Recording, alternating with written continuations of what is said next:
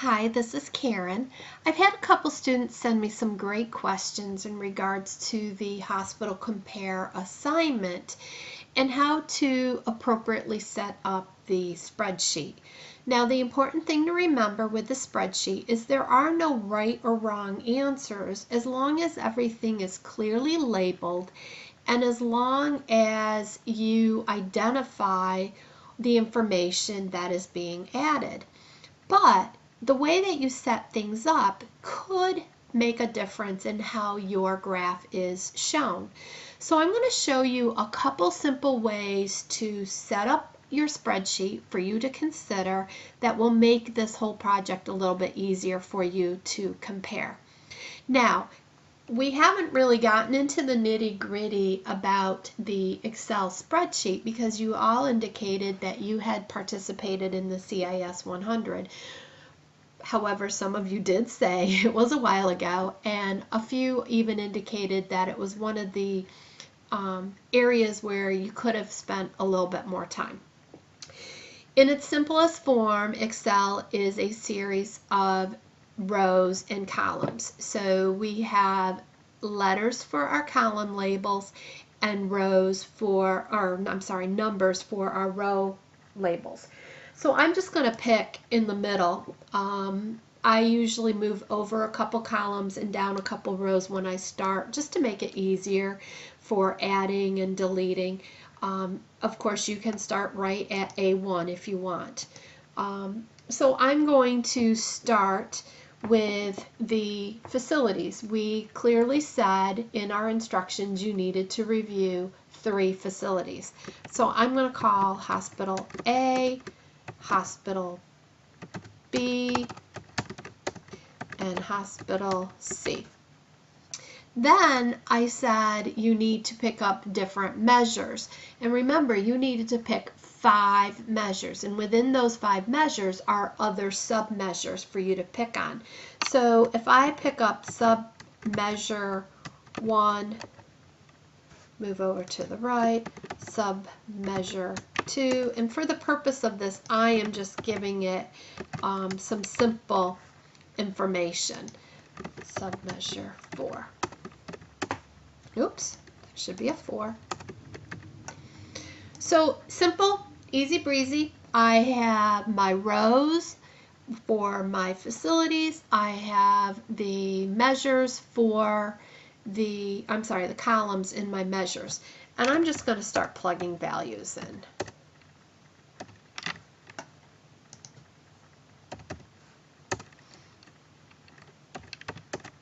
And I'm just literally picking just numbers. So please don't try to find any correlation with this.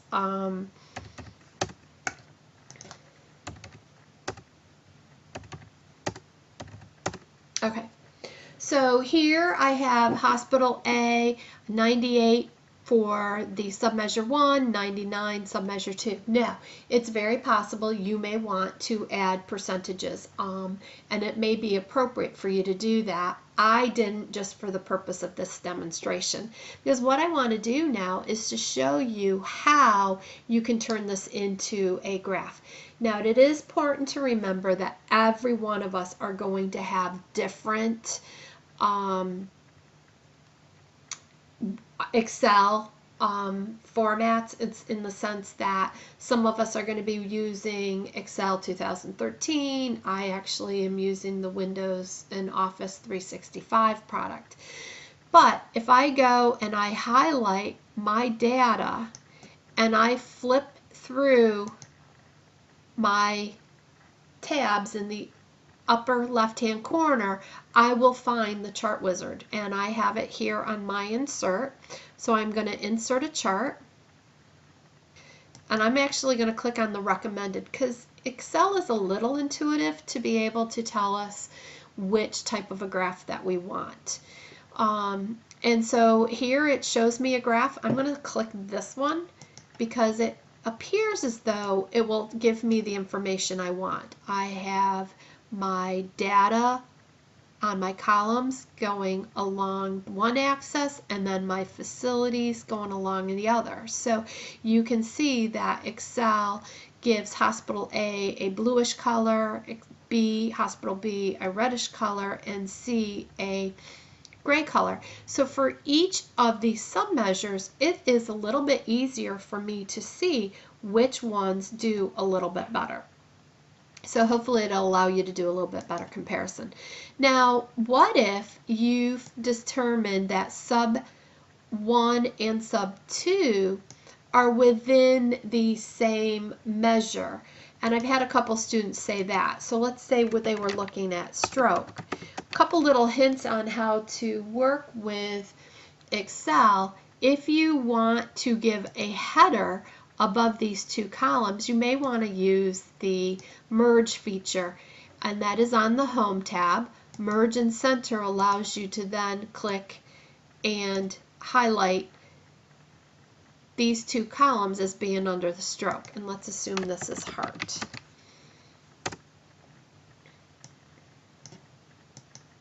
So it allows me to add information.